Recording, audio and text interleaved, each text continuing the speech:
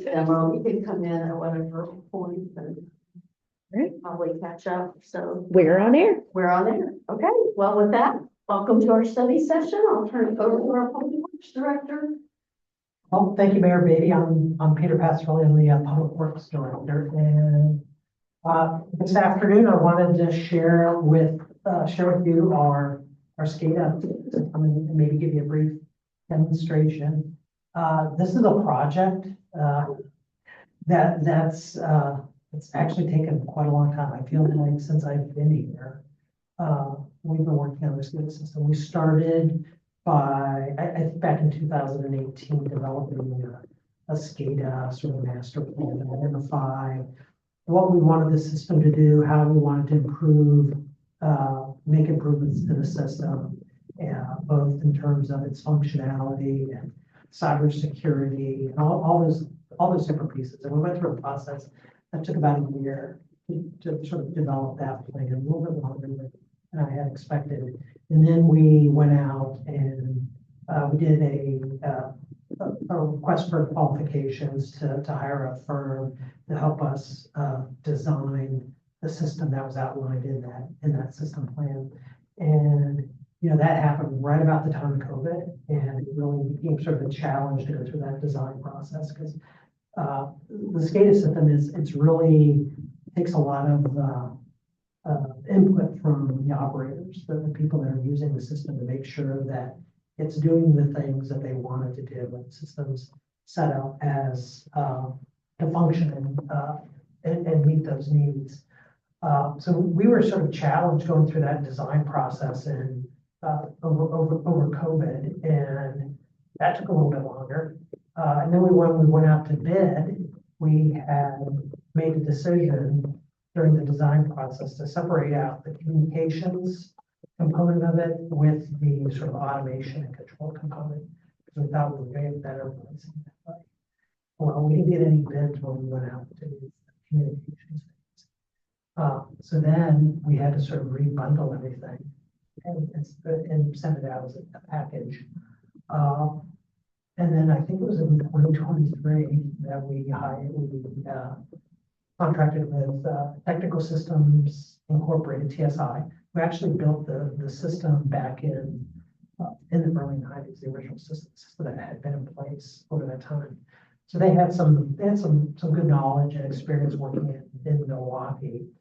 But what we did is pretty much a complete upgrade. So we upgraded the programmable logic controllers that sort of are used to make the automation and control system work. Those are the panels and that get programmed to make the system function. And then we also updated the communications from a 400 megahertz, 400 megahertz broadband radio system to a cellular megahertz wireless system. And going through that sort of change transition from the systems, we also recognize there's some challenges with wireless from time to time with systems dropping out and getting good service in some areas. So in a couple of places, primarily our treatment facilities at 40th and Harvey and off of Oak Street, the Lily treatment plant and Lava, and our Stanley Reservoir site, we're actually installing broadband fiber to those, working with the county to do that because the system's relatively close to it. So we'll have some redundancy there. So when you say panel, at every single thing, at every wellhead, at every pump station, is there a panel there, or is it just at the major thing? There are wires that go to a sensor or to the pump and motor that then go back to a large panel inside that building. So you open up that panel and everything's sort of blinking red and green and all those sorts of things. So those are the programmable logic controllers. So we use those to program how we want the system to operate, and we can make changes in the settings in the SCADA system. So yeah, we started in 23. The system came online, sort of last summer. And we've been operating it since then, and we've been making some changes based off of operator input, working with the consultant, the contractor that we set up in place, making some tweaks and refining some of the screens that you'll see, and also adding some new functionality. We're adding automation so we can see how much chlorine we have left in cylinders, how chlorine alarms are being automated, some of the generator information that we get, we've added that information into the system. But those things are, I should say, being sort of wrapped up. Those are sort of the final work that will be done. So the system really sort of changed from how it was in the past, where it was really sort of you may recall some of the previous presentations that were very colorful screens, right, for the SCADA system with lots and lots of information. So the industry, the SCADA industry has gone to this more high performance sort of standard where they reduce it to just generally you're going to see red and green, maybe some blue, but red and green are sort of the indicators that things are good or bad, right? So your eyes are drawn to those different colors. If you're colorblind, I'm not sure what you do. But they're drawn to these colors, and screens are much plainer. But if there is an issue, you see those right away. Sometimes with the way that we had screens in the past, you didn't quite see those.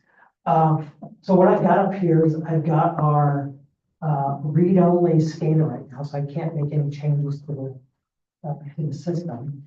And to do that, I had to log in and do a remote desktop session to log into the server that we have.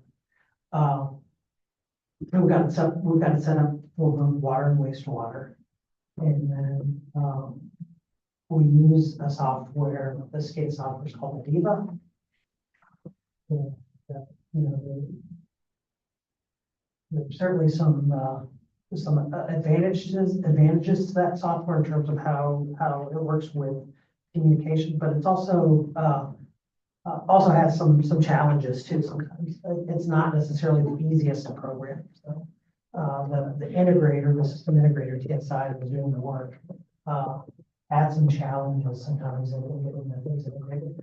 But what I'd like to do is I'll walk you through our water and through the wastewater.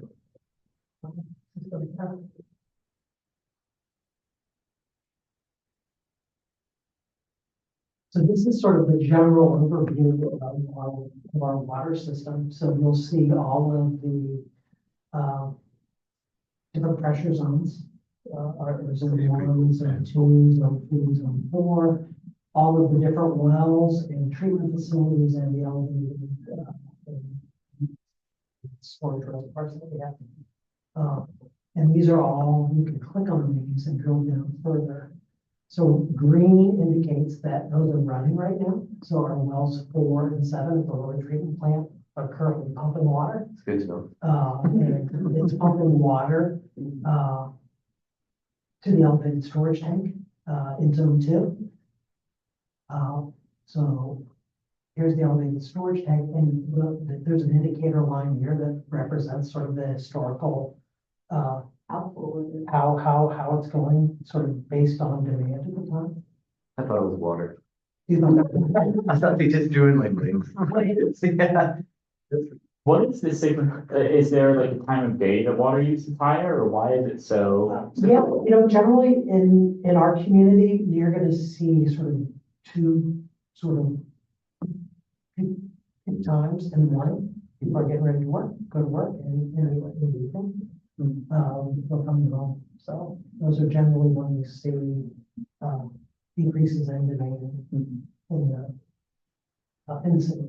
So Can you talk a little bit about zone? I mean, I've heard it referenced, but I've never actually seen a map of zones 1, 2, 3, and 4. So Zone 2 is bigger tanks, so that's the main part. 1 and 2 is the 740th and Harvey, I guess. Zone 2 is our largest, it's the largest zone. And I think you can think of it as, most of everything, the easiest way is sort of west of Stanley and coming down, down to the historic Milwaukie. And then zones 1 and 4 are in the western part of the state. And then zone 3 is also in the eastern part of the state. I guess I didn't realize before today that we had something on lava. So what do we have on lava? Lava is a pump station. So we use that to regulate the pressure, on that, in that zone.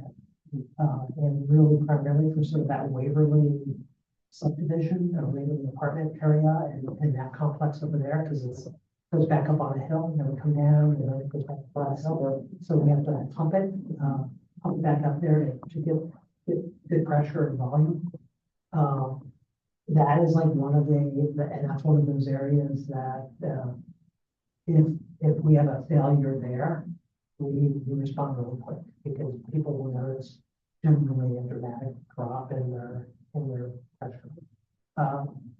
Not to the extent of, they're not getting any water, but it's a dramatic drop from what they're used to, because it's getting pumped up to about 100 PSI. And all of those kind of pumps have a generator backup? Almost all of them do. So at Lava, we actually have a trailer mounted generator that we bring out there, like during the command line and setup, and we'll be prepared if there's an outage. The other sites have dedicated generators. All the wells have dedicated generators and facilities there. Yeah, so here's the state of the reservoir. It's empty right now, because we're doing the work here. And is that, would these other 2 reservoirs be as full as they were if we were, as they seem to be, if we were using Stanley? Would we be keeping them lower, or would we be trying to keep them just as high anyway? Those are generally the settings that we keep them at anyway, regardless. We're doing the work on the reservoir now because it's a lower demand, and we're able to provide water into zone 3 from zone 2. In the summer, as demand starts to ramp up, that becomes a bit more of a challenge, especially, we can handle it if everything's working properly, but if we have a well that was down for maintenance, that could be problematic, especially if it was like well 7. That would be a problem for us. If we didn't have that other as well. Yeah. So I'll click on this. So I'll click on so right now, only the lower treatment plant is processing, treating the water. So it's taking the water from wells 4 and 7. So I clicked on that, and so it shows you wells 4W, 4W7. They are pumping, and this is sort of a representation of the towers that we have there to treat for volatile organic compounds. The 2B1 and B2 are transfer pumps. They take the water and then transfer it into the elevated reservoir after treatment. The blowers that you see green, those inject air into the treatment process when we're putting water into the towers to help remove the volatile organic compounds. And then you can see how much chlorine we're injecting at the time. And then here's that representation of what the tower is. And then you can see the trend of the system here when it's online and pumping and when it stops.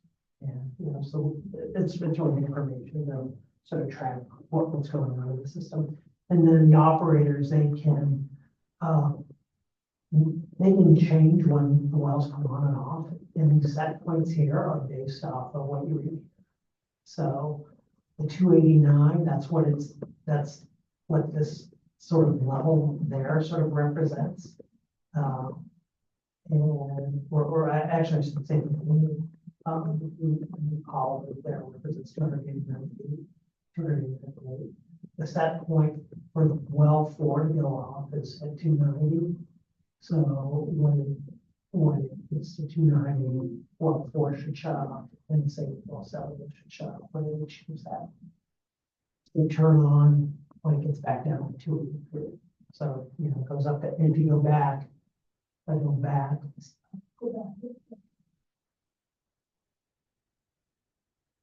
So that's sort of like, so 290, 283, that's sort of like what you can see that going back on.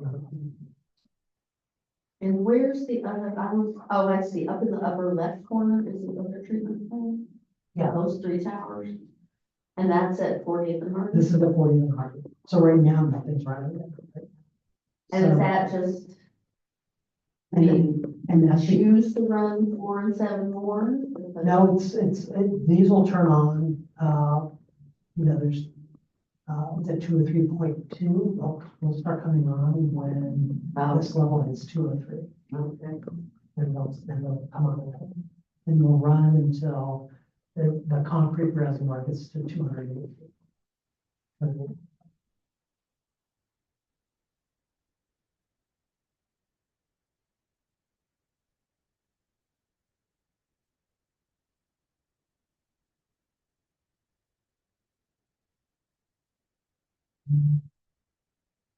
Any other questions on this? Yeah, I got maybe a couple. Sure. So, does this have any AI features, any self-learning features? No, Okay. no. And the reason I ask is that, over time, there's probably, from day to day, there's probably trends that are probably repeatable. And so that's what that prompted my question. So when you come in and do something like this, is there any legacy control system elements, either software or hardware, that they have to program to fit into the new, SCADA system? Because those can really get tricky when you're having to lay over a newer system with a legacy system. And that was part of the challenge, because while we're doing this, we have to keep the system up and running. So we were utilizing the older system and transfer as components of the system were changed out. We were bringing different plants on and running into the new system, while the other system is still operating within the system. So that was certainly a challenge. Some of the automation and control equipment that we have, we haven't necessarily changed all that out yet. So, but it's still usable. And those are the things that we do periodically update and change anyway. But there was a bit of a challenge with that sort of transition from that legacy to the newer system, for sure. Especially as we were, operating sort of 2 SCADA systems at one time. So the other one is gone now? The other one is gone. Yeah, that other one is gone now. So my last question is, what are the pros and cons of going from, a radio system to a cellular system? Well, we thought, and I say we thought, that we were going to have improved communications. One of the things that we were With the cellular system? with the cellular system, yeah. And I say we thought because we have seen a couple times where we've had some problems, and some of those were, I'll say, sort of AT&T system-wide issues that they were having at the time. But one of the things we saw with the 400 megahertz system was when it was raining and lots of leaves were out there, we often had communications drop out because of sort of that interference that existed with those. The wireless with AT&T and the routers that we use, generally have provided a better, more robust, stable system than we had in the past. And we've actually been able to, adjust how quickly the system's communicating. One of the things that it was a little bit of a trial and error as we were setting up the system. We started off like with a much more frequent communications with each of the sites back to the server, which is at the public safety building, the sort of the main server, and that high frequency of communications ended up being sort of problematic. So we had to sort of dial it down. And I think where we landed was we're getting signals back every like 3 seconds. So you get that every 3 seconds it's communicating where it sits. And with the more frequent ones, we were ended up having some problems there. So basically you had to dial in your ping refresh rate. Right, yeah. Okay, thank you. And did you, I mean, as I recall, at one of those earlier stages of RFPs, or RFQs, we were talking that the, whatever it's called, C800, the county's radio system that they were doing for first responders was also going to be used or integrated into this. Did that then end up not happening? That was the AT&T first response, I think it was. Well, it's the radios that we bought. We bought this very expensive radio and we had to pitch That's in a all lot of radio, that's money. all radio, that wasn't cellular. Yeah, that was for the police and fire mainly, but I thought it was supposedly gonna be integrated into this. No, we used the AT&T first response cellular network, which is supposed to be more stable and if there's an issue, they prioritize bringing it back up online. There was one time this summer, I think, there was a local AT&T outage, and it got to the point, I think, where Joe was getting ready to have them deploy a mobile antenna because it was impacting the police station and other spaces. And when we had This the system was affected? yeah, because of that wireless, because we were relying on wireless communication. We are still able to operate the system and turn things on, but it becomes a manual process. Yeah, so. So Councilor Massey asked about AI, and I guess that's one thing, but that doesn't, even though there's no AI, it doesn't mean we aren't catching data, right? Or do we catch We some do. kind of data about, usage and how often we, Yeah, we do. So like, here's the elevated reservoir. And I think, yeah, so this data, there's a data and a data historian. That I am not so familiar with on how to use it, but we do capture that data and maintain it for a long time. We did that with our system. So pump rates, reservoir elevations, and we're able to utilize this information when we're doing updating our system from the water system plan. This is like information that consultants want to see. What is the demand? What are your peak demands? So we capture this information and there's a reporting structure that we can use.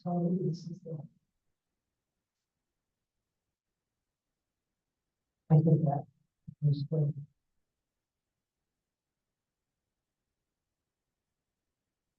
This is a big one because I have been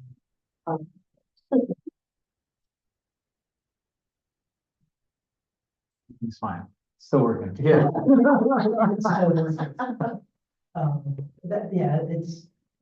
It's one of the. so I realize that water and wastewater are main things. Are you gonna show us wastewater? I want to say. But so I think here's like you should get that information.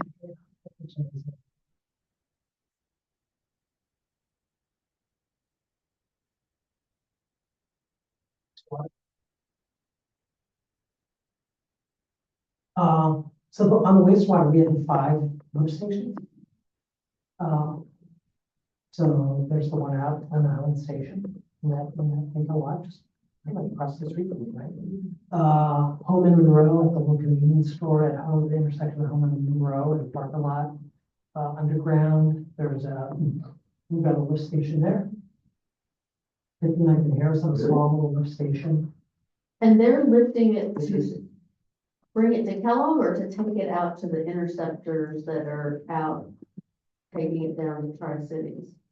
These all come to Kellogg. To Kellogg. Allow us to bring gravity to Kellogg. The 59th and Harrison, pumps the Brookside lift station. And then we have one out at, the Johnson lift station. These are, the Brookside one, is right down, by the dentist, and Brookside Apartments. There's an area right down there. If this one is offline, for some reason, if you have a problem there, it flows by gravity. But right now, there's only one, lift station operating right now. So it's based on the level of water that's in the wet well. So when it reaches a certain level, it'll turn on. And then when it reaches the level, it's pumped enough, it'll shut on.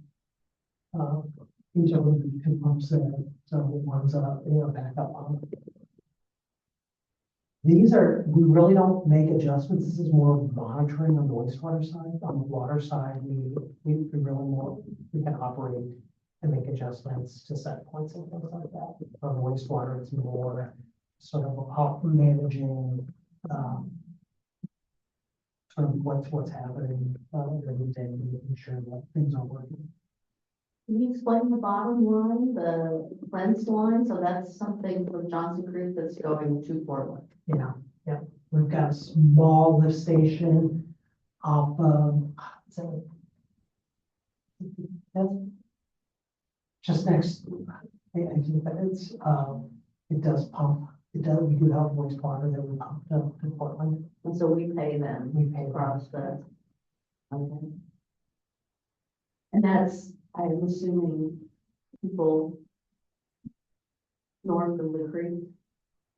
Or north of Johnson Creek. Some north and some south. Yeah. Some south, Yeah. okay.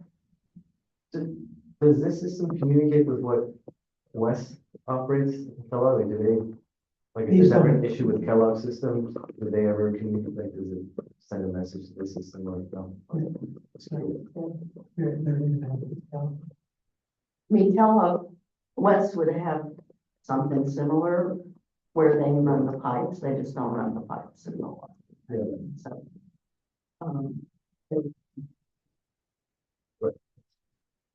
Do most municipalities have their own things like this, or is this something that has been farmed out to special districts more and more? It really depends. The last community that I was in, we managed the collection and the wastewater treatment facility. So We're a little unique in Clackamas too, are we? We're one of the few cities that builds our own, that manages our own. So West Our own water, used to have right? It is, yeah. Kellogg and what was called Clackamas Service District #1, and then the Tri-City Service District, and right before COVID, I think they merged the two. But we were the only ones in Service District #1 with our own pipes, because the service district had been created around the time Happy Valley was building out. So Happy Valley just let them build. Yeah. So Happy Valley doesn't operate their pipes. So the unincorporated and Happy Valley don't. I mean, the Clackamas Service District #1 is more or less analogous to NCPRD and sort of territory coverage. Gladstone operates, I think They operate their own pipe. Oh, really? And I don't know if any of the Tri-Cities do, but Wilsonville, not Wilsonville, Westland, Oregon City, and Yeah, I don't. Yeah, I don't think they do. Yeah, so I mean, in where we are in we're unique here. Yeah. They've got. But I want you to know, the city also had its own wastewater treatment. Wastewater treatment facility. Oh, nice. Oh, Um, that's cool. that was one thing. Over on, I guess, on, like Broad or something. No In way. an NMIA, yeah, Good. yeah, That's cool. it's on Johnson Creek getting NMIA. So when you think of like our wastewater rate structure, we're capturing the cost for collection, but also the treatment cost. So Mhm. which we pass through to West. Yeah.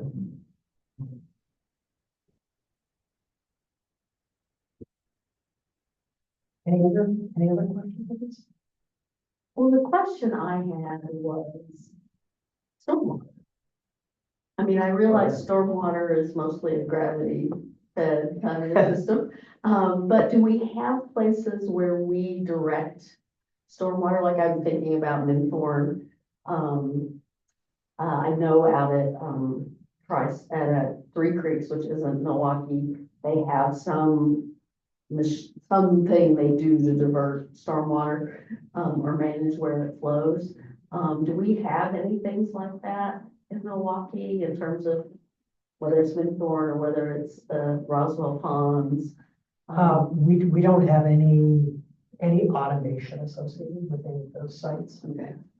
I do think on, the RV street project that we're doing, that we're anticipating constructing a small storm, restoration at the end of, that's sort of that cul-de-sac at the bottom of where 47 and Hardwood. And then we have some ways, some stormwater issues that we can't really get with gravity. So, one of the initial designs that I've seen was contemplating a small restoration. In which case, would we put this? Perhaps, Yeah. Other questions? I have one question. What is that water tower there? Assuming it's a water tower, it's a tower. Oh, yeah, that's just, that's a private tower for industrial use at some point. Do we know if it's water or it's whatever? We didn't know. That's a good Just question. curious. If it's being used or not. It's a landmark coming in. It looks kind of rusty. Old fire suppression system probably back. For Euro. Yeah, it's kind of rusty. You're on every water tower. Yeah. Chris Haber was gonna do one on the big water tower. I don't remember the cold storage ones. So here you go, Yeah, so that's the upper treatment plant is on and running. Oh, yes, it is. Yeah. Come on, while we've been talking. It's close. It's actually closer to Harder Electric. The what? Oh, is it? Oh, yeah. And the lower one went off. Do they, I mean, is that just happenstance based on levels that it went off, or do they try to purposely alternate? It just happens. What is it, an industrial laundry or something? It was the Washman, like car wash, Oh. I think, if I remember correctly. What a power No, plant. I will, I'll do some action on that.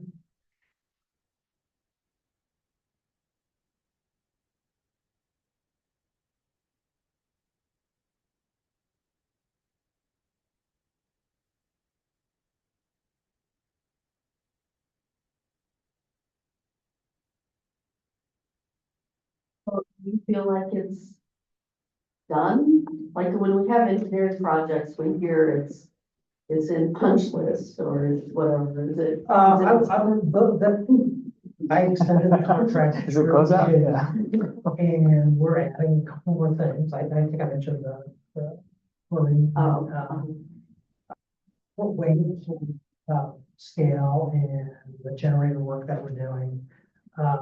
There are a couple minor things that we want to tweak on the screens that we're working on. But we've been operating the system since the summer. So effectively, we're pretty done. It's a huge undertaking. And Peter, it's always impressive to hear you talk about so many different things and be able to kind of weave through a lot of the science and the technical aspects of it. Yeah, you guys do a good job of it. I admire your meticulousness and how like attentive you are to the whole system. It's like you can pretty much answer any question. That takes a lot of dedication and hard work, so I really appreciate it. Well, like you. Appreciate it, yeah. Well, and while she's pulling that up to talk about PFAS, I just want to quickly ask about the solar array.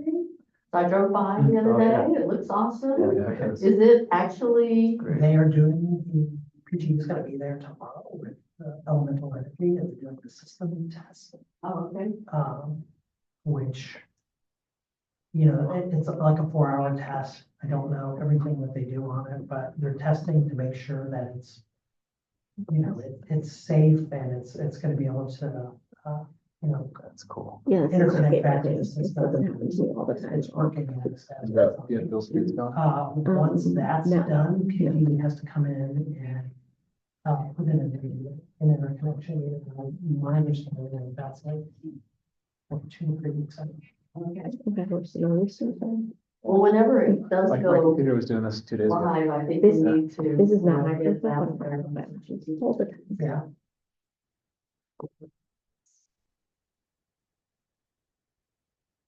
Technology is fighting against me right now, so apologies while we restart. Looks like we're allies, Nicole. I think there's also. A small dashboard in the building. That will be, I think that facilities will have. Hey, I got it. Yeah. Cool. Yeah, so, you know, I think the next piece was to talk about PFAS. And I think it was about a year ago, I had given a presentation at a work session, and I don't think Councilor Anderson was on the board at the time. Okay, so I've got a little bit more, I've got some information I'll share. And then I sort of further expanded the presentation and, sort of talk about. It's not too. where we're headed, more of the steps. Well, I noticed when your staff report, it was, I mean, it seemed to be that the expectation that the federal rules and the federal standards are gonna Same place. stay in place. I think that's the only, I think that's how I have. Yeah. But I actually have heard maybe What's happening? that I don't see it, so. they might make some adjustments. I know they're making some adjustments as I think it's something new open. Yes, maybe. industrial Yes. approaches to the manufacturers. Car wash.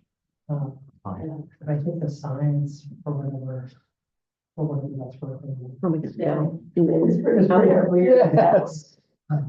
Moment of Right. You're like pretty much IT. Amazing. You and Joe Gardner. Don't make me unplug it and replug it back in. That's all I One of many battles. ask. Well done. You won the war. Now, this is back at war. Yeah. I feel like you might be speaking too soon. I'm gonna restart them, not restart the meeting, but I'm gonna log into the camera up here so that it's easier to share everything. So if everyone's wondering what I'm doing, that's what's going on. I'm doing a demonstration of how I start a meeting, everyone. You're welcome. Take notes. In the summertime, Yeah, I'm gonna get better beach people. I'm awful, That's but I it. want, things would be a blast, Yeah. so. Yeah, I'd be open to that. I don't know if she does.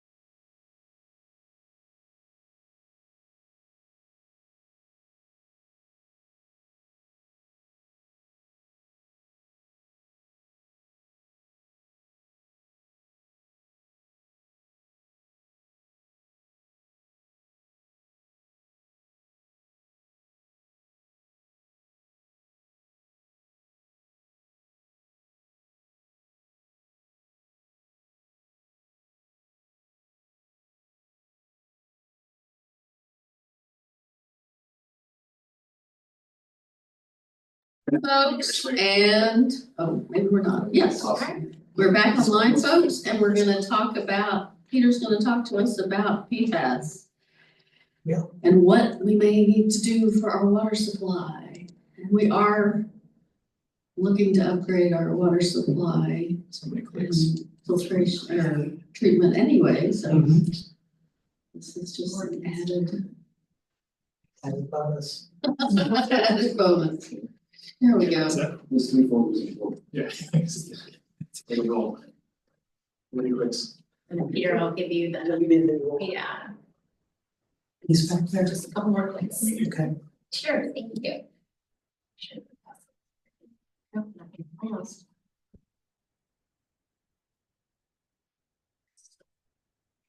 Is this why Desi called you professor? No, I don't know. Can anybody pronounce this?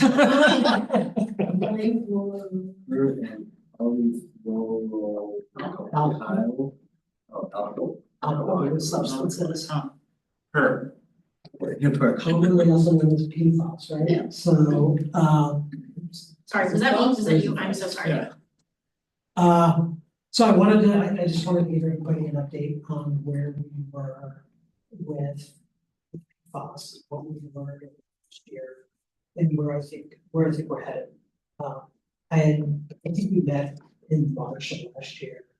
And at that time, we had done some sampling at some monitoring wells. We had just finished up sampling under an EPA requirement of our distributed water and distribution system. And at that time, the EPA had not adopted the regulation, but they were coming soon. So just to put everybody on the same sheet, PFAS, they're a synthetic chemical man-made. This is something that we've created. It's not, it's not in nature. But it's been in use since the 1940s, in a broad way. The big thing, it was extensively used in firefighting foams. So fire stations are known to have, in many cases, been a source of contamination. When I was out in Illinois, the Air Force Base that I worked at, they were the firefighting training school. See these big pictures. Firefighting folks put out aircraft fires out in the woods. So that community, there's extensive contamination, groundwater contamination, sediment contamination with PFAS that actually ended up impacting us back when I was there. I think we were finding in biosolids. Then land applying to environment, right? The substances that you probably hear most about are PFAS and PFOA, and they're really sort of long names. But these chemicals are really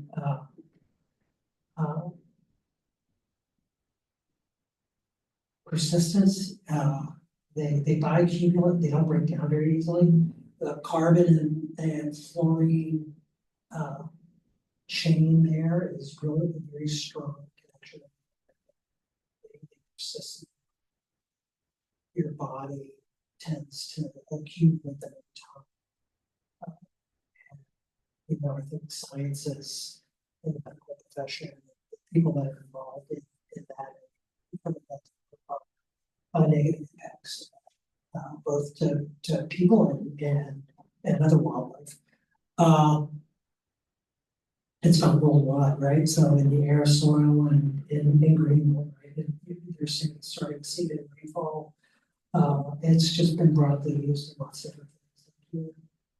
Teflon pans, Kevlar, Gore-Tex, all those types of materials. The stain resistant spray that you put on your couch, couches and carpets and all those types of things. So those are chemicals that were used because they resist, they provided a benefit for those types of things. But it's really been problematic. And for the longest time, it was an unregulated container. It wasn't the CERCLA law, so that meant that, it wasn't really on anybody's radar in terms of what those impacts were. When I was back in Illinois in the early 2000s, I had gone to a seminar or a conference, and one of the discussions that were was challenges service, where pointing out was these big connections to firefighting facilities, so it started leaching that we were treating from the Air Force had biosolids. So we started negotiating with the Air Force on that problem because we contaminated other properties. They ended up having treatment leaching. Hopefully fix that problem. But as an unregulated contaminant, as we got closer to the 2020s, many states started to regulate it using provisional health advisories and things like that. It was becoming a sort of more of a contaminant concern, and it took until last year. It was in April 2024. So yeah, April of 2024, the EPA announced their primary drinking water regulation for six different PFAS compounds. The PFAS and PFOA are only two of them, and then the four other ones have some really as well. But we have to sort of monitor those as well. Since that adoption in 2024. All of the states have 2 years to adopt those new requirements and also apply back to the EPA to allow them to regulate them. And there are some states where the EPA is still the final regulator, and Oregon generally regulates those chemicals. I think Kansas is like a state. Like this. We do have a monitoring and compliance deadline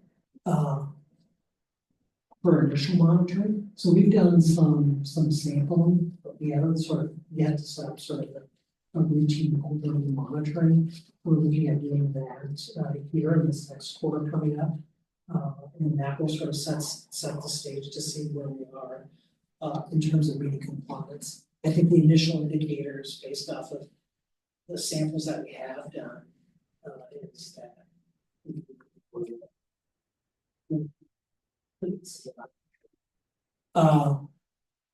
Can I ask Peter, we're out of compliance. It looks like in some cases, 4 parts per million is the goal. Our like worst number is 7 parts per million. How large of a difference is that? How hard is it to close that gap, especially considering Oregon standard is 30, it looks like? And how do you how do you get in compliance, I guess? I've got some more slides. I'm not going to talk about that. I think that's a really good question.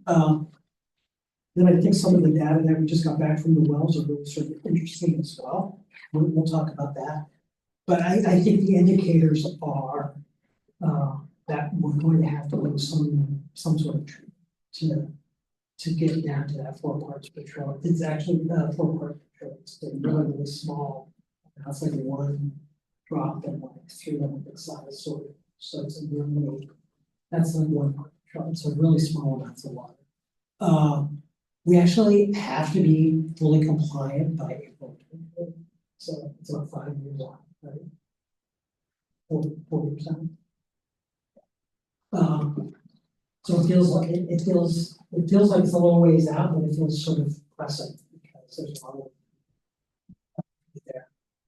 The EPA has provided funding. There's $1 billion in funding through different different legislation. We've been able to get some money to do the feasibility study that we'll talk about as well. Here's sort of the summary of the regulatory limits, PFOA and PFAS, 4 parts per trillion. And then these other compounds are at 10 parts per trillion. And then there's also this sort of complicated hazard index where you look at the mixture of these chemicals to see if you're below one, you get. So as a reminder, we get all our water from groundwater. We've got 6 active wells, wells 2, 3, 4, 5, 6, and 7. And then also on well 8, which is that works. City well 8 down at the sort of the bottom right side of the screen. All that stuff. Well, yeah, and that's been out of service. I think since 2012, 13, because of some iron issues. So we're actually reinvestigating that well and looking at some opportunities to maybe rehabilitate that, see if we can bring that online. I've got this map up here because I wanted to also show like the proximity to some former industrial sites that also have had DEP issues. Our wells 4 and 7 sort of are at the ends of the vertexes of the triangle there that have farmland site, right? Or farmland and the 7 acres Murphy site, yeah. And also pretty close to the Stephen Prototype site. The LDM site, I guess is what we'll call it. The Creo site, that's really not a source of. Oh, really? It's not something that is easy. But for wells 4 and 7, I think when you see the data, those are the ones that have these levels. And it's primarily, I think, from that proximity perhaps to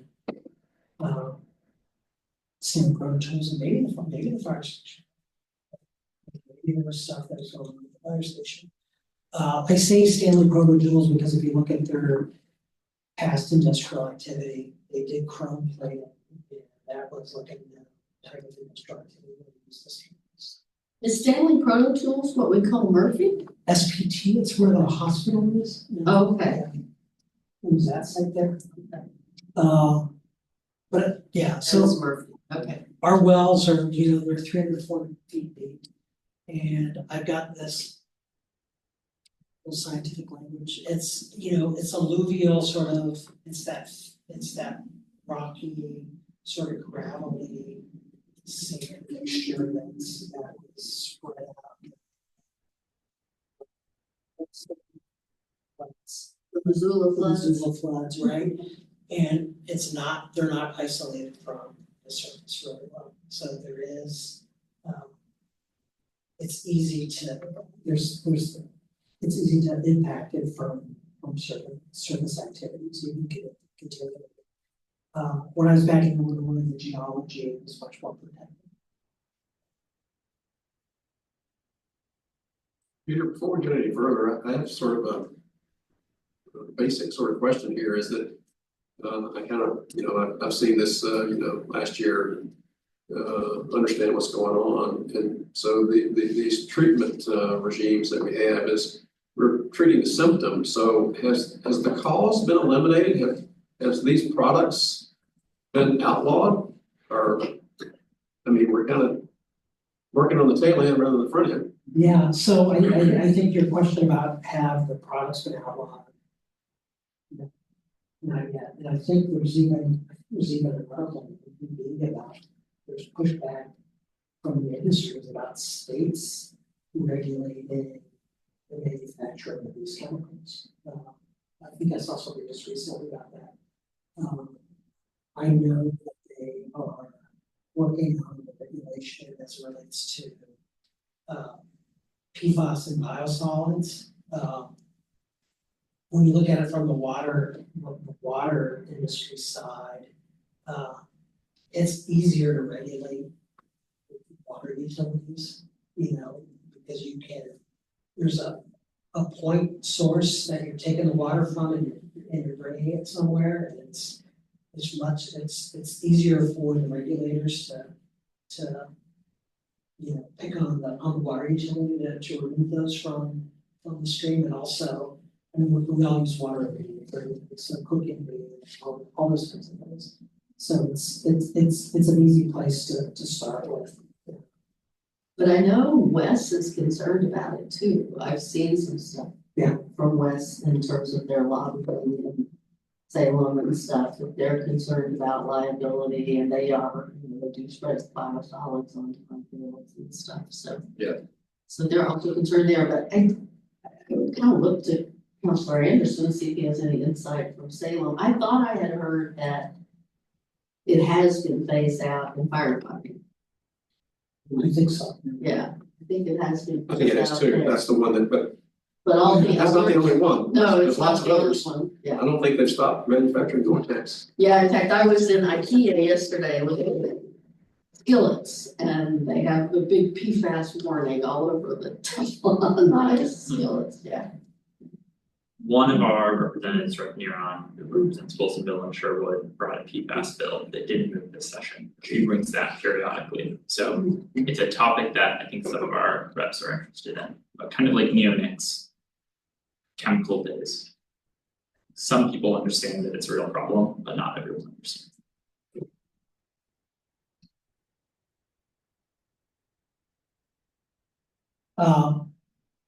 Back in 2013, I'll just mention this, I don't think I had kept the slide in here, but we sampled for these chemicals back in 2013 under one of the PA requirements. And at the time, the results came back. Part of it was, the sampling and analysis wasn't to the point where it could detect it at these really small parts per trillion. It was at sort of an order of magnitude. So we're looking at 30 to 40 parts per trillion as sort of the detectable rate.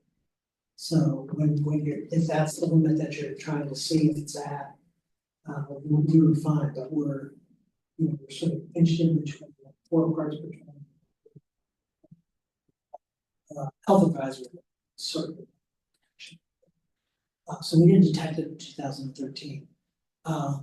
But as I had learned about some of the past industrial activities, and seeing where we were headed with the regulation PFAS, I started asking questions, and we worked with GSI, who's one of the hydrology consultants that we work with on some of the wells. And we went out and took a look at some of the monitoring wells that we have in the area. And this one's over by the fire station, and we did this in 2023, I think, in the summer of 2023, July. And we got a detect for both the PFAS and the PFAS. So that was sort of an indicator. We're seeing it in the groundwater. These monitoring wells are not as deep as our drinking water wells, but they're a decent indicator that there might be an issue. So we saw at that well, we expanded the sampling back into 2024. We sampled to see if there was maybe a seasonal issue. Is that like, the summer we're pumping a lot, and maybe there might be an impact that we might see in the winter, but we saw it also in the winter, and we looked at 3 additional monitoring wells as well. So we saw all those monitoring wells. And then a month later, we ended up taking samples at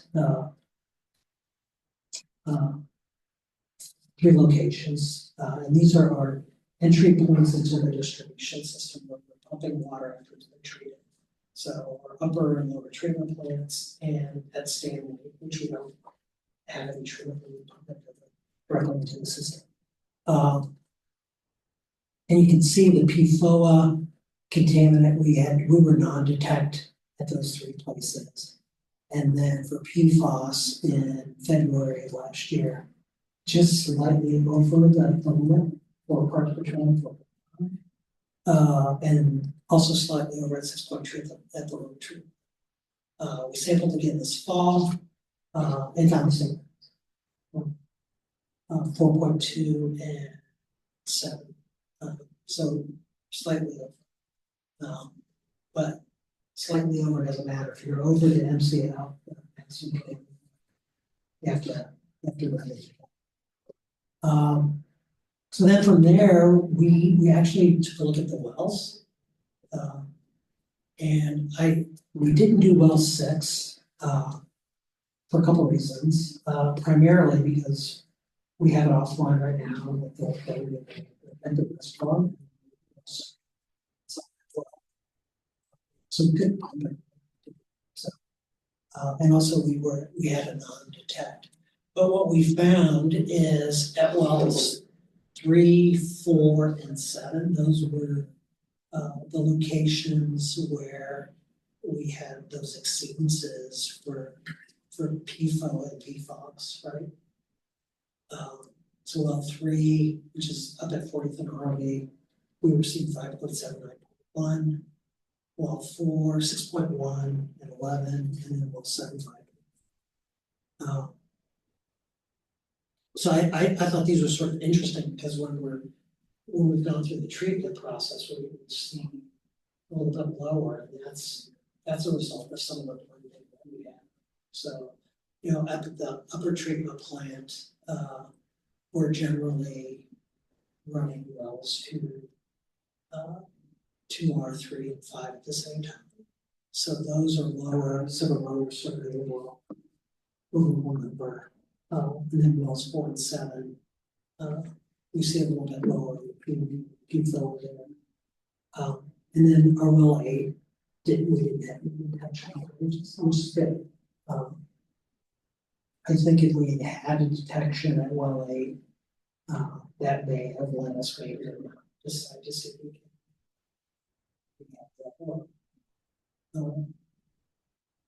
These were samples that we took also for our knowledge, but also for some litigation.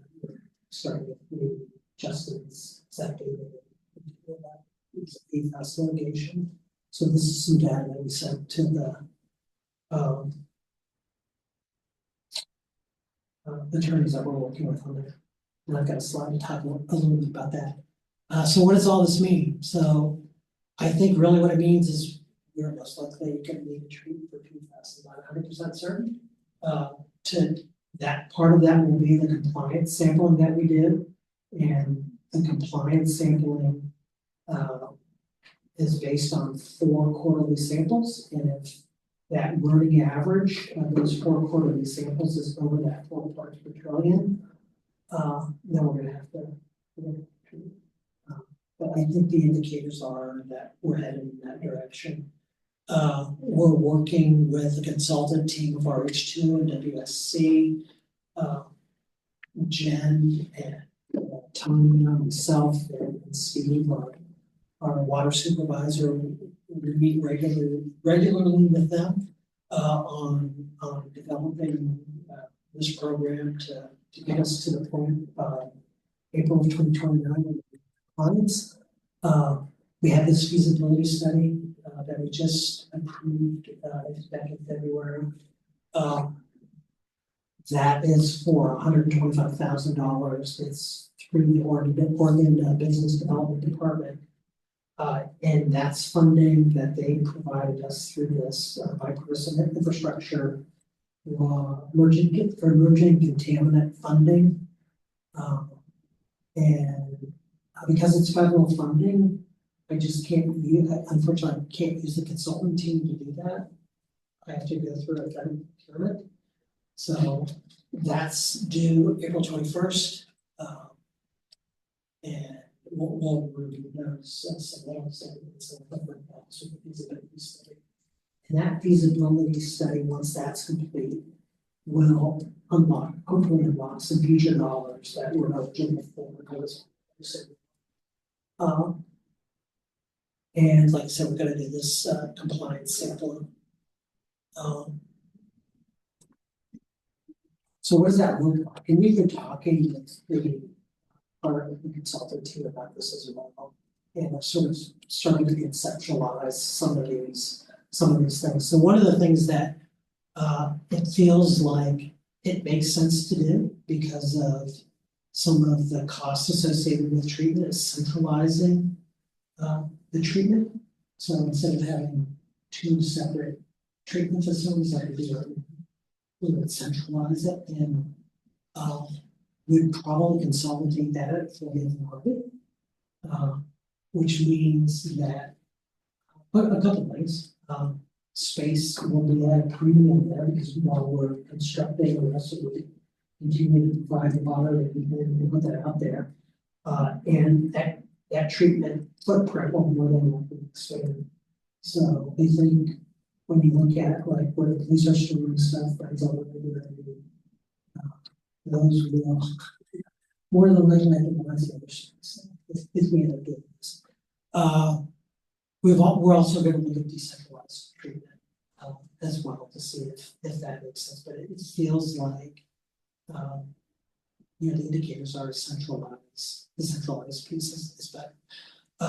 And there's various different techniques to treat it. There's a granulated activated carbon that's very effective at removing PFAS, and it can also be you don't have to landfill that, they can reactivate that by putting it in by burning it again and making it more effective. So it's sort of something that you can recycle and use, not on site, but it's something that doesn't have to be, like say, send it back to insurance, whoever the provider is to recycle it. There's also ion exchange resins. You see these, I think in maybe sometimes in household water softening. There's like a canister that has plastic resin. The way that ion exchange works is it changes the charge on that atom, so it attracts it to the resin and pulls it out. Also pretty effective, but expensive. There's also some other engineered media absorbents that work that companies are making and manufacturing to use them with some of those products.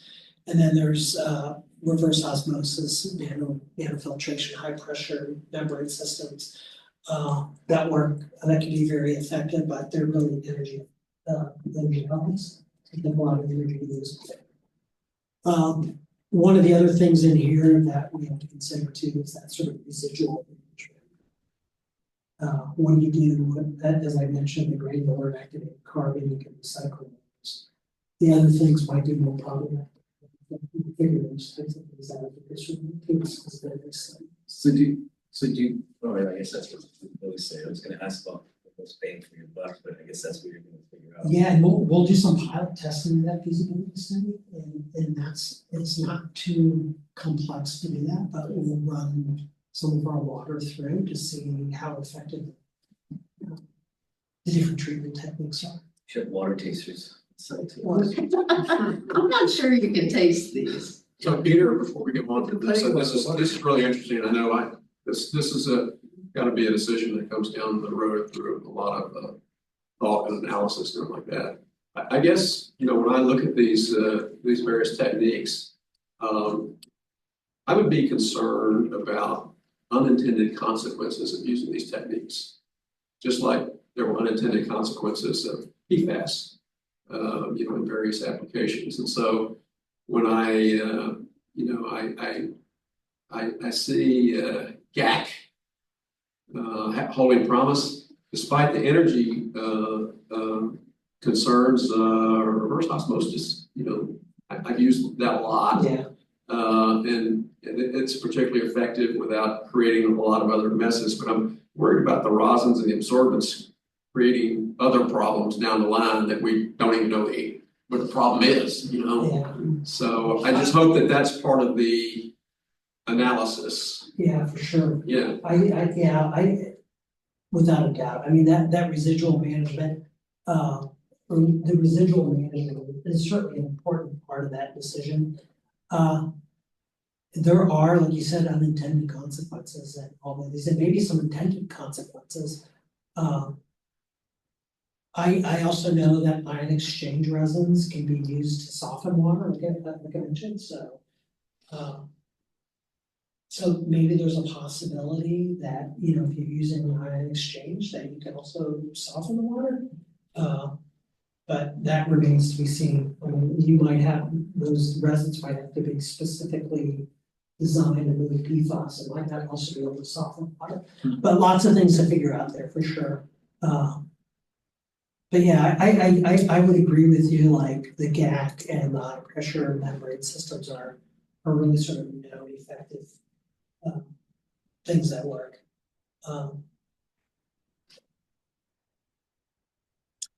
I just wanted to show you 40th and Harvey, if you were familiar with where I was talking about Water Tower Park. We have well 5 up there, just on the upper right side of the water tower, well 5. You can see the blue piping coming out of that. That's where well 5 is. And then wells 2 and 3 are located in 40th and Harvey, next to the in that section there, concrete reservoir.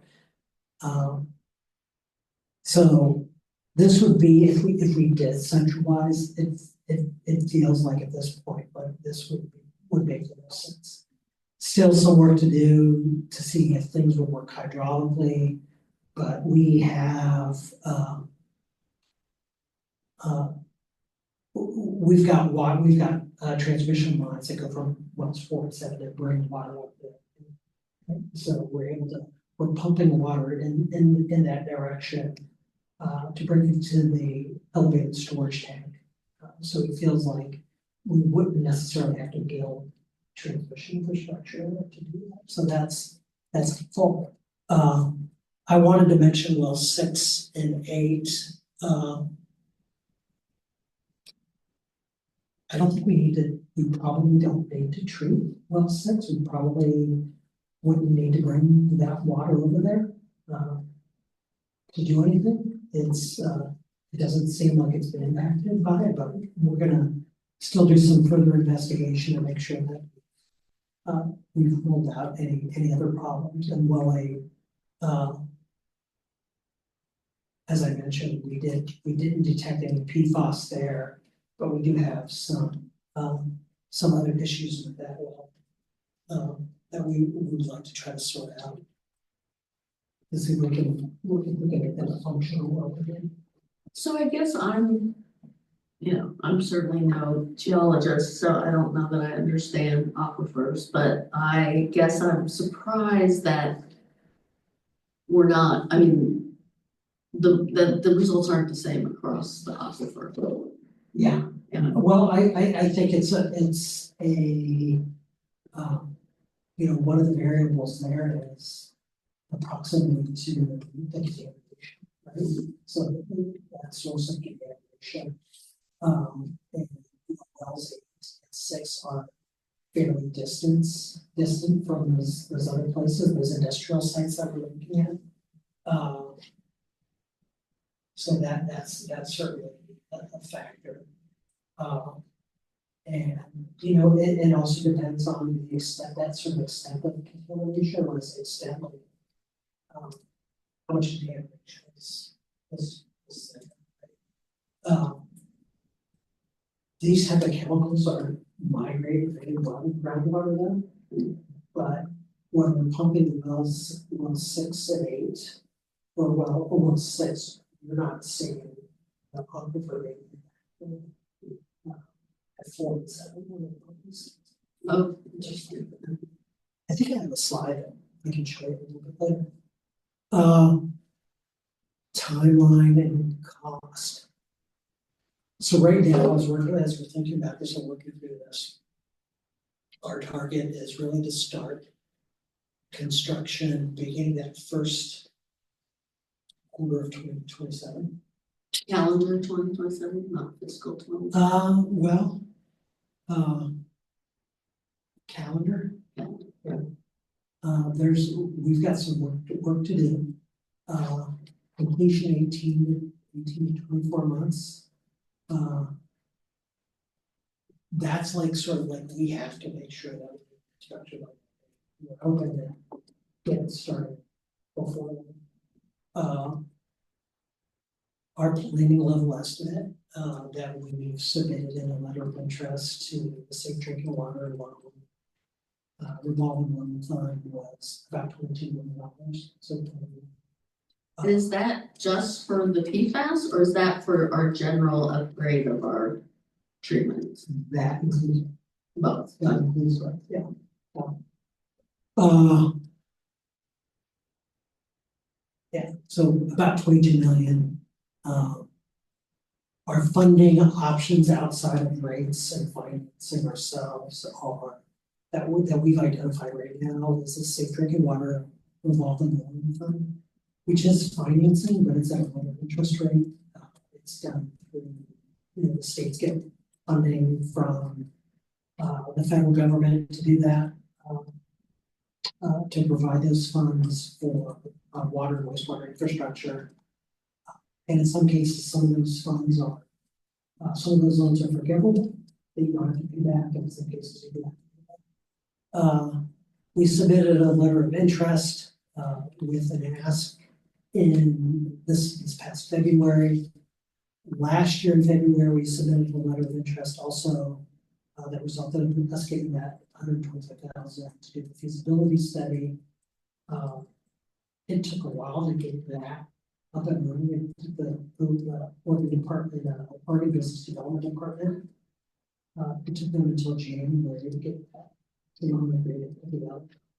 So that's always a little bit of concern. Yeah. The feasibility study will make us eligible for additional funding under this bipartisan infrastructure emerging containment component of that fund.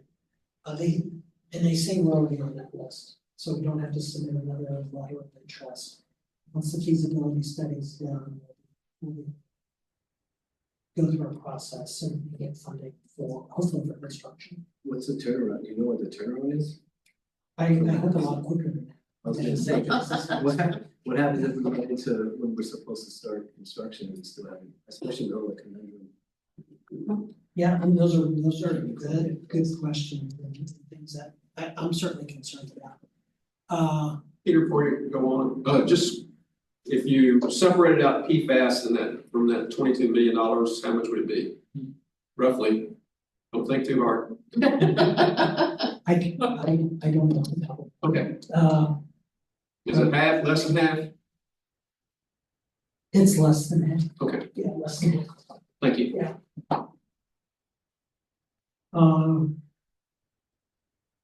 Peter, if I can. Yeah.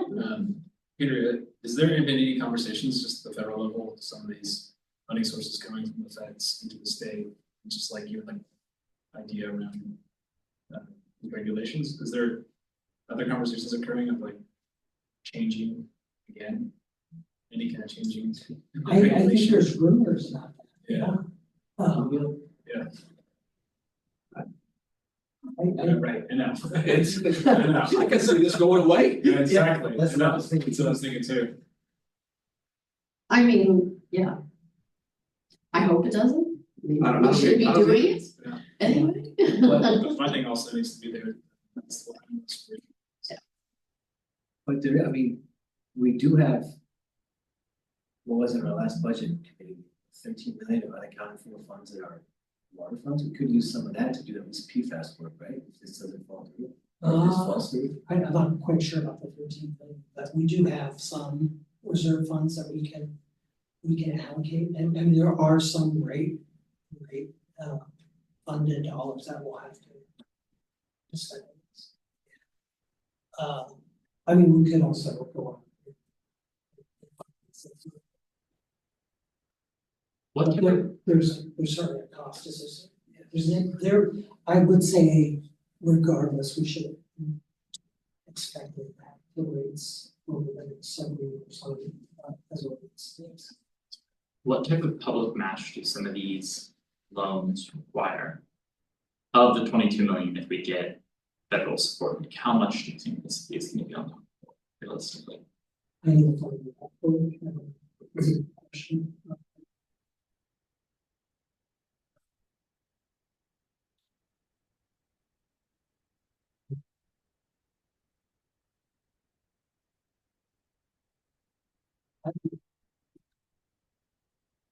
Same, but I don't know if it's true. Yeah, That's fine. I'll find that out though. The feasibility study, like I said, I've got proposals, submittals due April 21st. I think, we're gonna have sort of a rapid turnaround and, getting a contract awarded, and ideally, the goal is to have this study done by September, which will keep us moving. So Have they started the study? now I've got to do the RF. I had to do. Oh, yeah, that's right, that's right. When do you expect it to potentially? I'm gonna get proposals April 21st. And then get a contract I think you executed pretty quick. I mean, I wish almost that we hadn't got federal.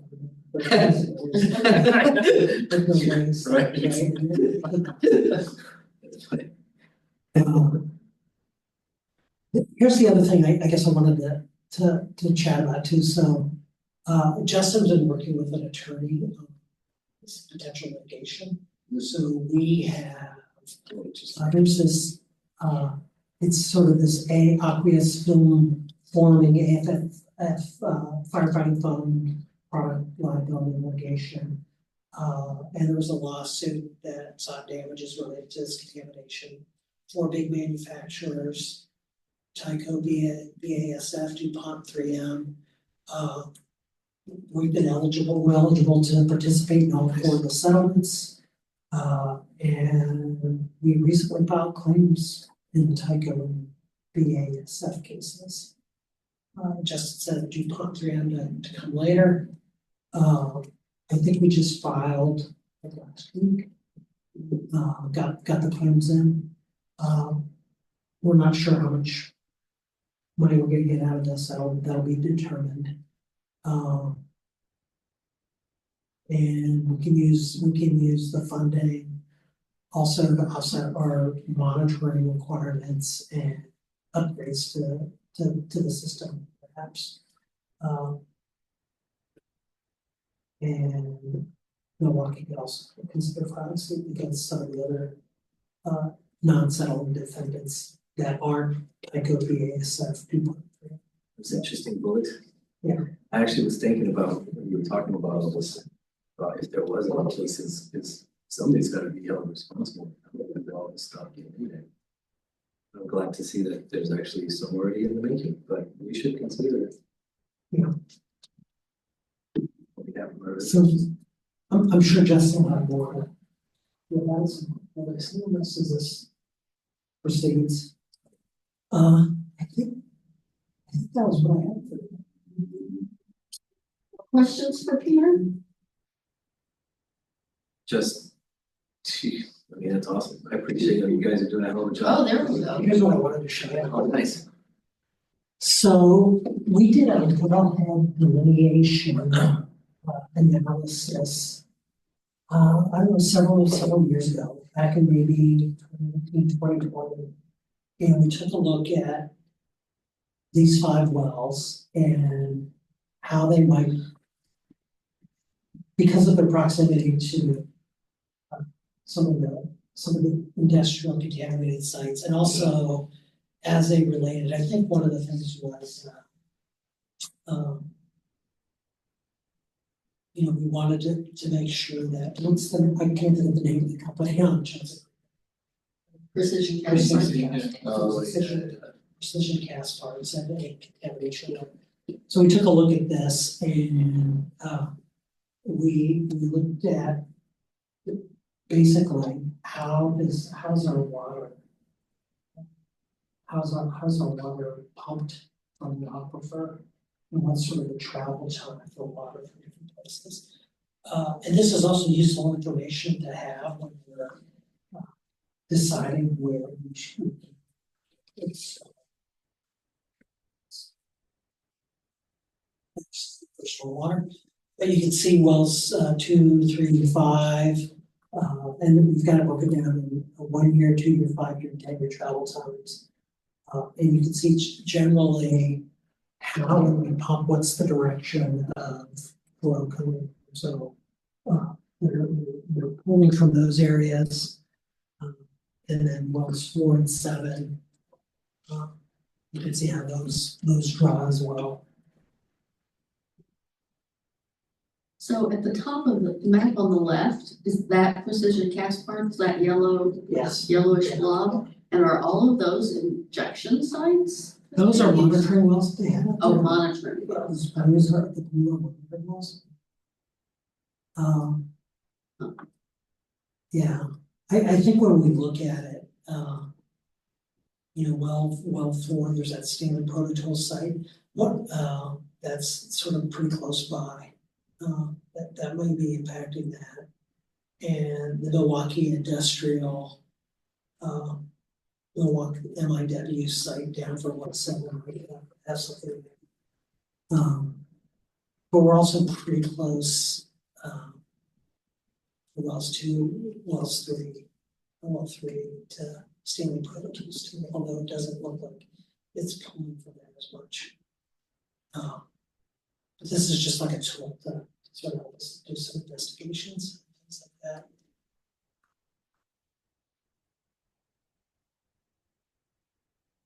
I think we shared this last time, we did a sort of a susceptibility analysis for PFAS. And actually, when we did it, we looked at the total number of sites, industrial sites close to the wells, and sort of tried to figure out which one might have the most risk. And well 6 came in low. Well 8 came in like at the top, but we did. But the other 4 we did. So yeah, that's pretty much what I had. Right. Thank you, Peter. Yeah, thank you, Peter. That was very informative. We all see, I'm sure, articles all the time about PFAS. It's in the news all the time, so it's great that you're keeping on top of it. It's feasibility study going. Yeah, we'll keep you updated. Thanks. All right, we still have council reports, but anything else for Peter before he goes? Thank you. Right. I have 2 things I want to talk about in council report. One is SHS, and one is our board and commission interviews. Actually, why don't we start with that one? Sure. Did you bring a slide on that? Yeah, okay. So we have, Nicole has compiled all the applications that came in and given us a little chart of how many we have for each board and committee. And I have some questions I want to run through. Okay. It's not quite as large as I was hoping. So if you look at the total vacancies column, yeah. So one more, oh, well, in who's who. It's in alphabetical order. It's in alphabetical order. So there's your total vacancies. We have a few committees with no vacancies, but for which we would pick alternates. And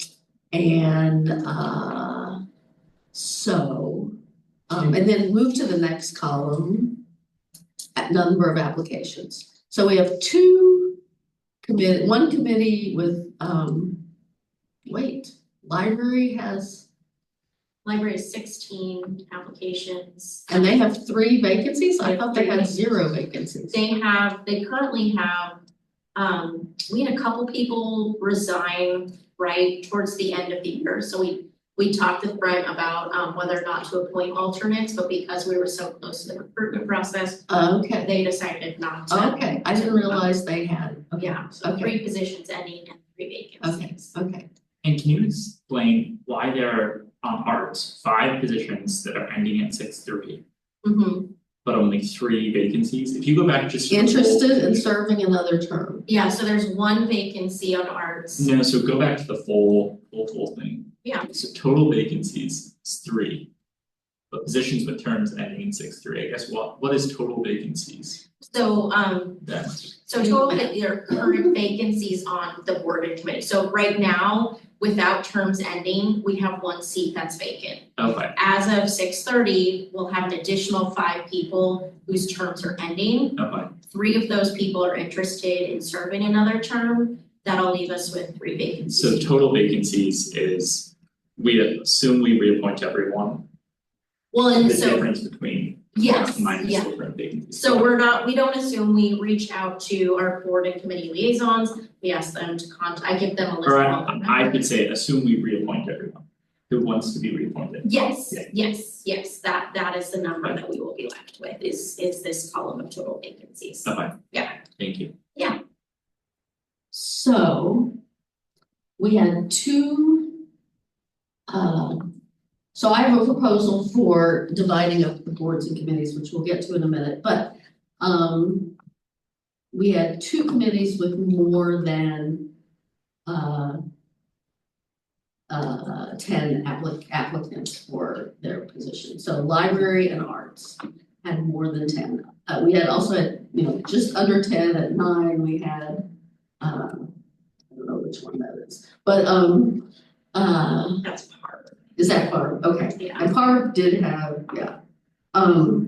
So one question,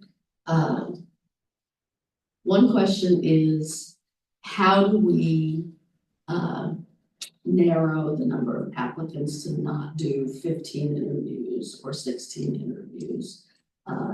Should we try to narrow the pool of applicants, and do we do that via well, actually, before we get to that, let's Yeah. put up the other slide. Sure. So this was my proposal for how we divide up the panels. So I try to take people's roles as liaisons or their roles, as sort of our old lane leaders, and propose how we divide up the panels. I ran by Councilor Stanjord what I was proposing for her, and she's happy with it. Are other people okay with this division, or do we want to discuss that? Do we want to be on different panels than I am suggesting? I'm kind of interested in doing budget, but that's if the Councilor Massey wants your 3. I'll leave it to you. I just felt like audit and budget should go together That's fair. because the staff liaisons are the same. And There's then no- Robert is the liaison to audit. We're all, of course, on budget. But I don't know that it has to be that way. Was sort of my thinking in putting it that way.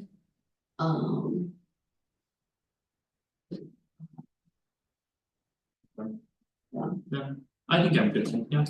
I will note, based on previous years too, sometimes availability also plays into who can be a part of which panel, and that is because we have members of council, we've got staff liaisons, and then we also have board and committee chairs. And so sometimes it is like all these people are available on this day. Is everyone okay with being on this panel?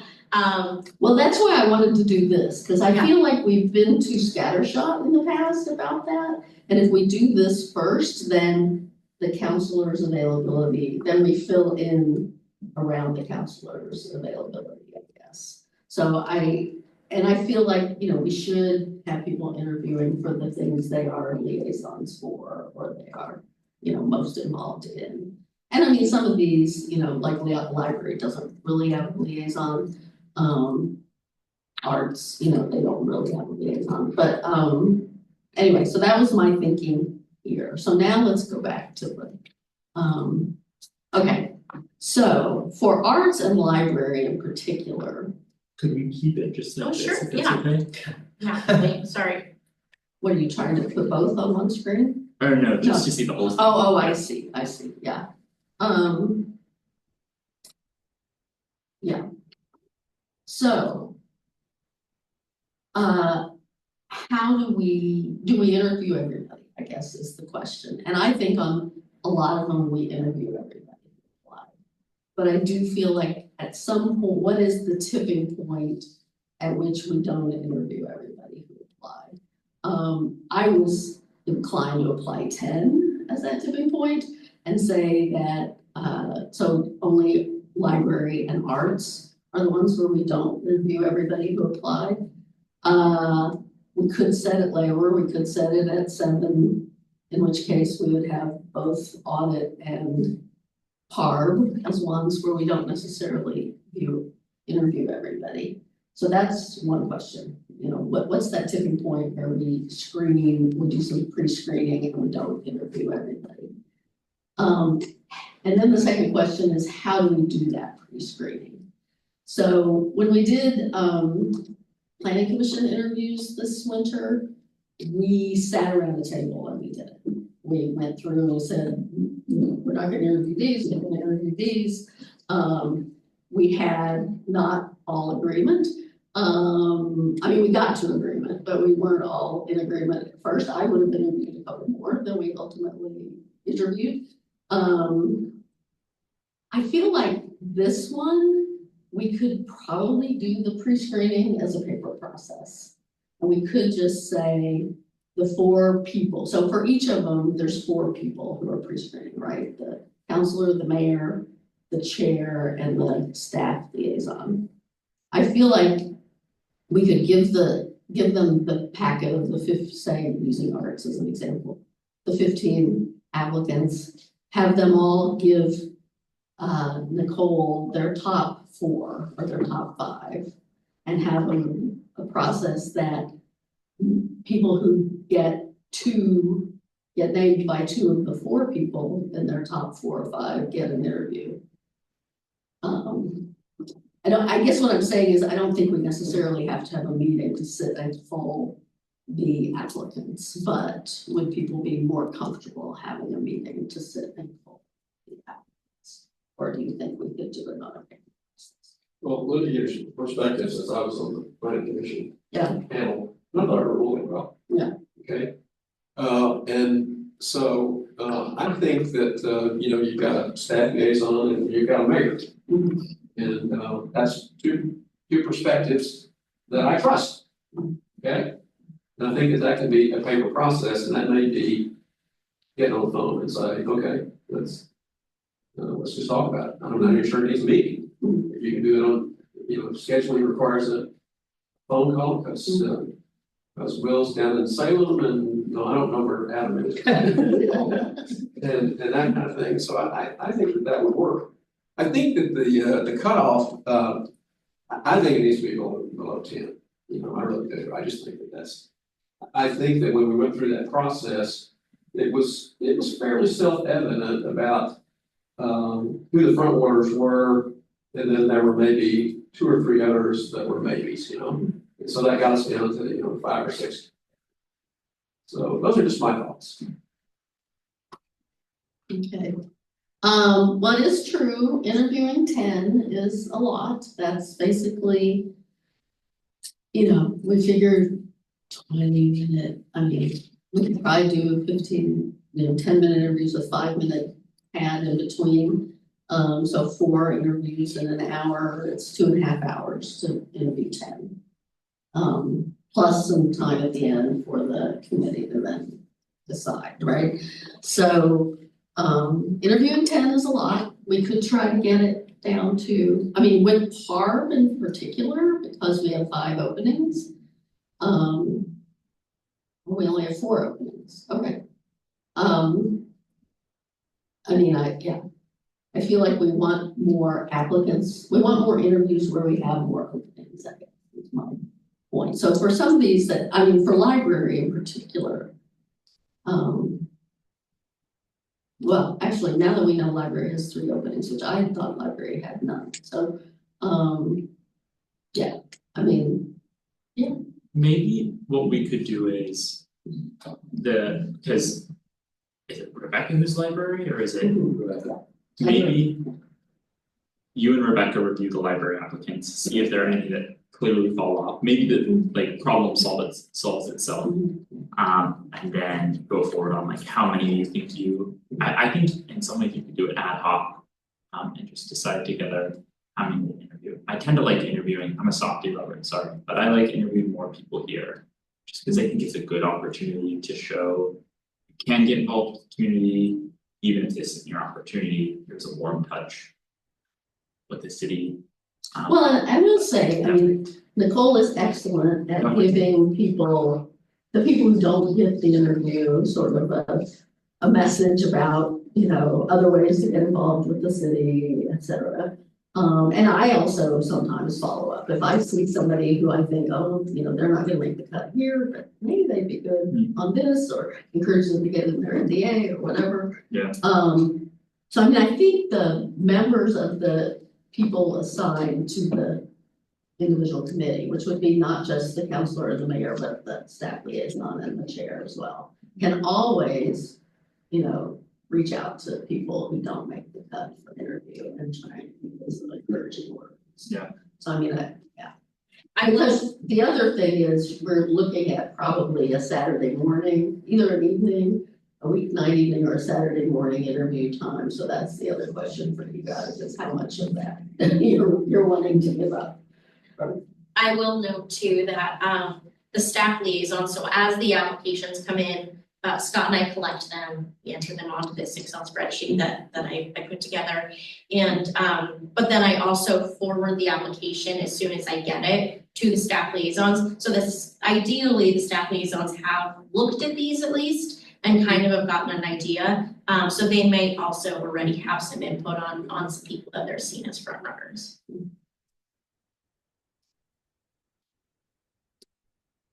So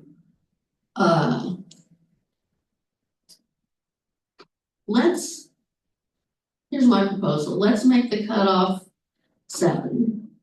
So the committees that have 7 or less, we're gonna interview everybody. So that leaves us with 3 committees where we're not gonna interview. PARB, Arts and Budget, and Library.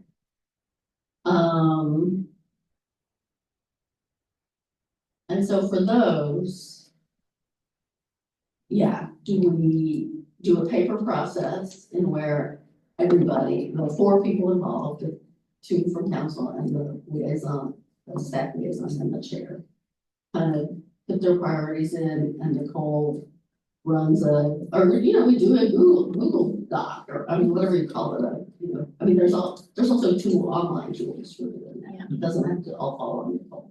I'm also happy to, what I offered to Mayor Beatty was to schedule like a Zoom call for the people to discuss. I could still get doodle availability for everyone, so that if we go with the paper process and there's questions that come up and the panel wants to discuss, like, I really want to interview this person, then we can at least go with that scheduled time. And I'd like to have our pre-screening done sometime in this month, so that we can actually set interviews in May, and then do the appointments in June, so. I do think to what the mayor was saying, if we do a Google form or some type of little ranked choice, I think, I imagine there will be consensus. Maybe I'm just being naive, but I think at least for the top 7 slots, that's so wide that I think that will. That saves time. I agree that happens. Okay, yeah. Yeah. I agree.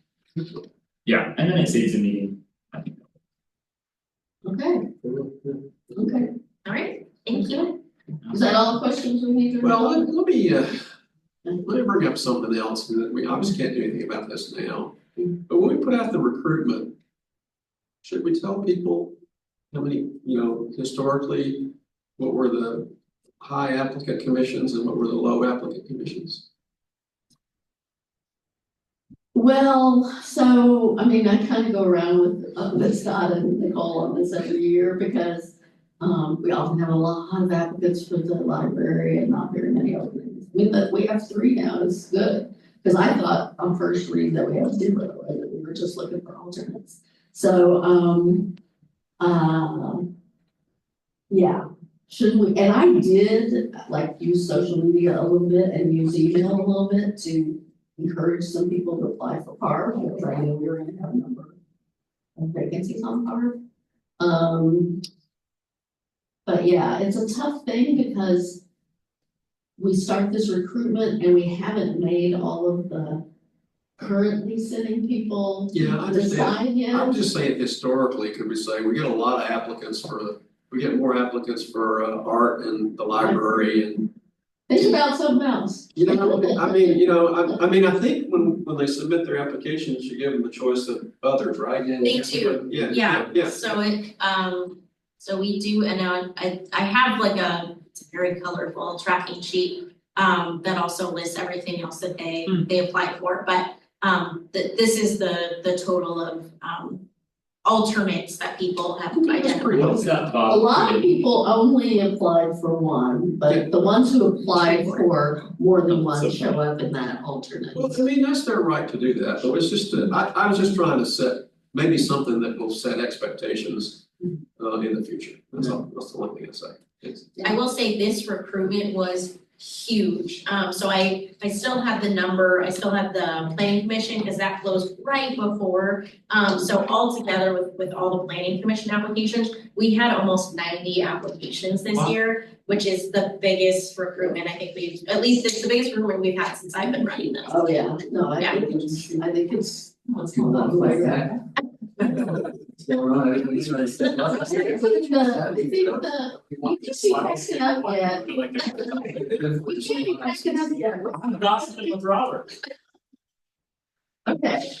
Okay, I guess we're, I guess we're to closure on that. We will, so just so you know, yeah, we will circle back with the panels as described to try and set a date in May. I am kind of out of pocket with visiting, with visitors, the end of the month and through May 2nd. But we will be looking at probably some Saturdays and possibly some weeknights to try and schedule those panels for they start off. These are good problems to have. Yeah. Do you want me to share this letter? Oh, I don't even remember what that is. Oh, yeah, imagine. We have a letter? Or is Oh, this no, that's, Okay. I mean, Harmony Road, I sent you guys all an email on that. It's come up, it will come up in our TSP discussions, but I don't have anything to say about it. Do encourage people to look at that. Survey on O.Rail and. It's happy news, I was excited about that. About the survey? Well, Yeah.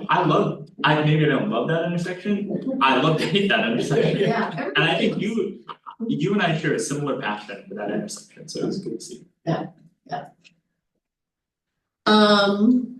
Okay, SHS. I wanted to, well, first off, I was gonna ask the council president to tell us about the C4 meeting last week and the SHS discussion and anything else out of that he wants to report.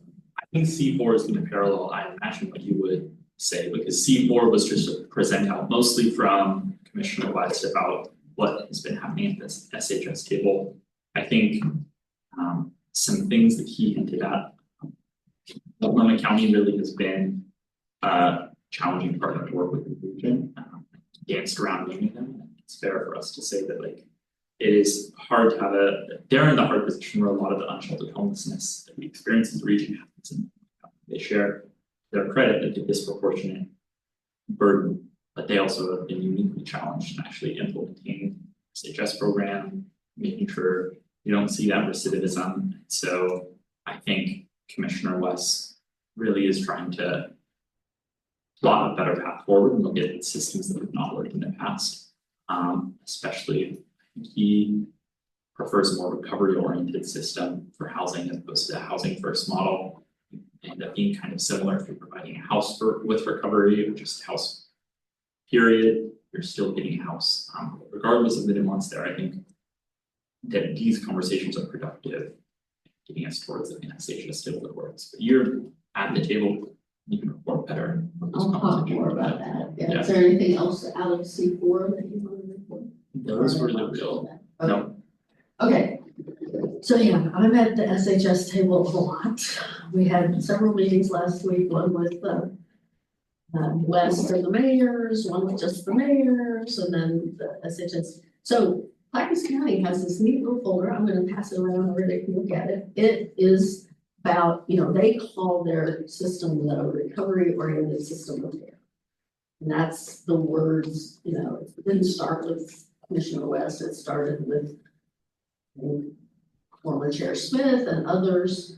But they do a nice job of, they have this handout, they have this one sort of overview handout on the left, and then they have individual handouts on sort of what they see as their priority investments. So that's the recovery campus that they're trying to build out, that they bought the school last year to build a recovery campus. That's the stabilization center here in Milwaukie, which I pointed out to them, they say unincorporated Milwaukie. I was like, no, it's in the city of Milwaukie, so supposedly they're gonna fix that. That's the Clackamas Village, which is a transitional shelter out in the unincorporated sort of industrial area.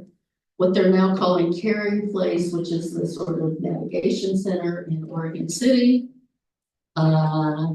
Recovery housing, and that's the use of some of those scattered sites as recovery housing. And then the Lake Road Health Center, which is just outside of our border. So these are individual handouts on each of those things. And I especially love for Councilor Massey, since he's the only one here from our stabilization center team to have a look at that one. But I will pass these around and people can have a look at them. Do you know if those are available online or not? I do not know if they're available online. I will ask, I can ask Emily Klepper that. So on the SHSS, so I will say, so Council President pointed to this sort of tension between housing first and this recovery oriented system of care. And the more I read, the more I think there's really not that much of a difference between the two, because housing first evolved as a name, as a word, because some places in the 1990s evolved in the early 90s because some places had this sort of strict rule about not placing people with recovery, with addiction or with mental health into housing. It was sort of like, pardon? It's like low barrier. Low barrier, right. So it's housing first doesn't mean just housing. It doesn't mean we're just going to do housing and there's no support. It just means housing isn't last, because before housing was last. You had to be cured of you had to be on the road to recovery, and you had to be on the road to mental health before you got housing. And so really housing first doesn't really necessarily mean housing first. It means just not housing last. And so really the difference between these two things, when you start reading descriptions of what's going on, is not that big. I think you're right. It's really not that big. And so hopefully this SHS table is going to get to some consensus around that. We did also get a paper from Multnomah County Commissioners Shannon Singleton, who has spent her career in the housing world. So that I do think I have electronically, so I will send a link to that around. The Metro table is, there's a lot of frustration on the part of the mayors and I think other people at the table that we're spending too much time talking about goals and, sort of goals and KPIs, they call them, key performance indicators, and not enough into digging into what's broken in the system and sort of the actual mechanics of the system. So there's a little bit of a tension going on there about that.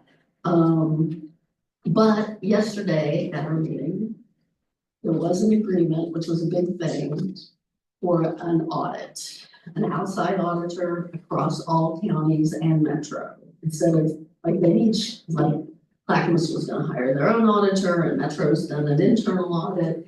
And, there was sort of an agreement yesterday to an outside audit, across, that does the whole system.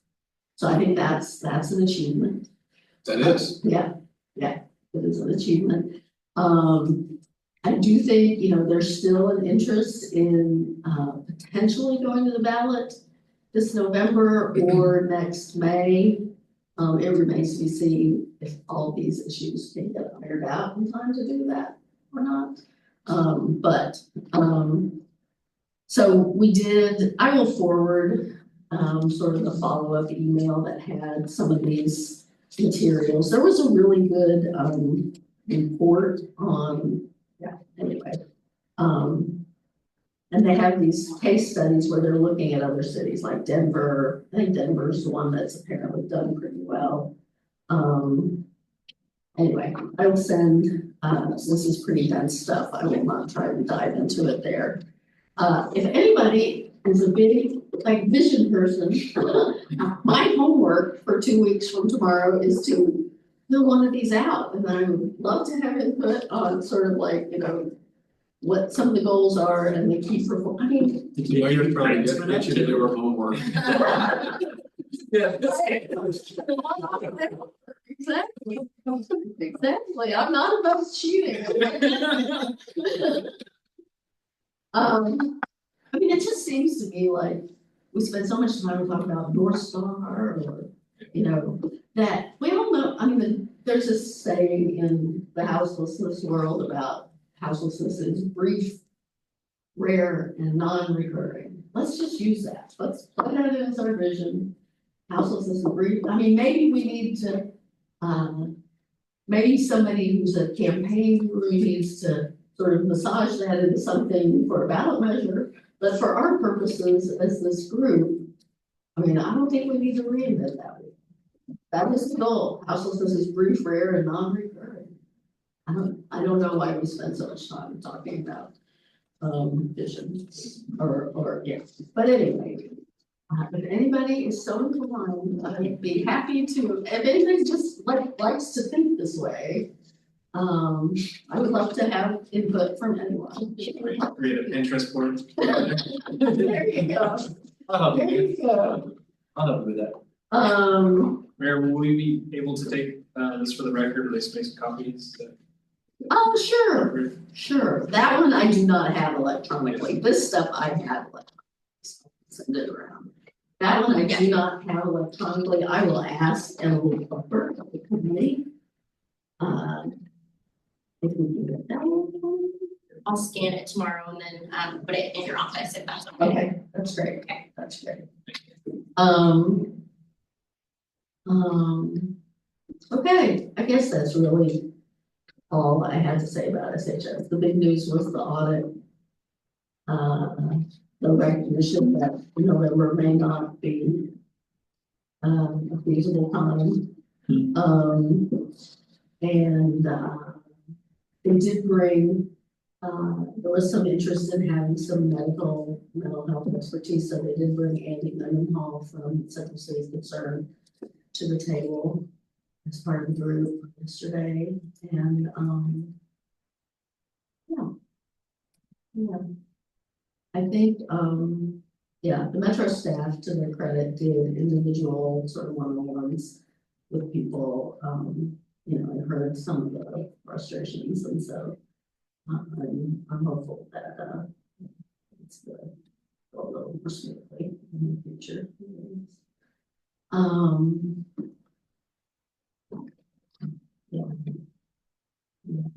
don't. Legislation. So all the legislation's moving this week. There's no point in submitting comments this week, because everything has to move by Wednesday. It's got to move out of its first committee by Wednesday. There are some things that, there may be opportunities to weigh in at the Ways and Means Committee or when it goes to this other chamber. But everything's moving this week, so it's a little bit, for our purposes, it's a little bit of a breather, on legislation, but. And I do hope before next Tuesday's meeting to dive a little bit more into HB 2138, on housing and where that has landed in the .-6 amendment. But anything you think we need to know about legislation? Let's get past the ninth. That is the North Star that we've had legislature, so. I did hear some frustration from Mayor Gamba when he came to the veterans event this weekend. It's like, we need to have limits on the number of bills people can introduce. Yeah, and a little bit more rigor in the vetting, but The condo bill is moving forward. it is, yeah. I'm very happy. Oh, good. Yes. Yeah. Good, good, So, good. And, you know, as I mentioned last time in council reports, we did put in an ask to Rep. Gamba for Milwaukie Bay Park. That's not something we'll know till the end of the session, you know, whether we get that or not. You know, it's gonna be a tough session in terms of monetary allocations, so there's no predicting there. We appreciate him being willing to put it forward for us.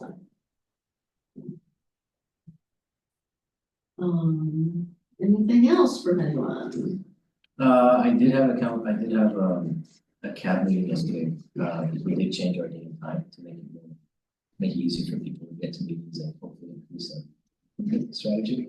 But I'm waiting for the slide deck because there's some from Vicki Brown actually came in and did a presentation on the county's housing stuff.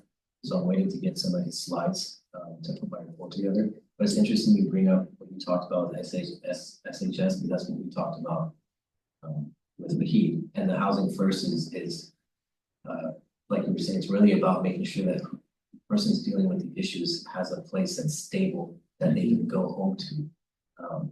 Because the life expectancy of somebody living on the streets without a home is like 54 years old out here, or something like that, 52, right? So that's why the housing first thing is so crucial, is like, let's get them in a stable home, because without a stable housing environment, you can't focus on anything else because you're so focused on where you can sleep that way. Usually the drugs are used to help you deal with the cold, or deal with that heat, or deal with your circumstances, deal with your high. That stuff doesn't really affect you depending on the drug that you're using. So you had a lot of interesting statistics on applications, assessments that the county's done, so I'm trying to get all that put together. It's pretty impressive, and it talked a lot about the same things that you brought up in that flyer.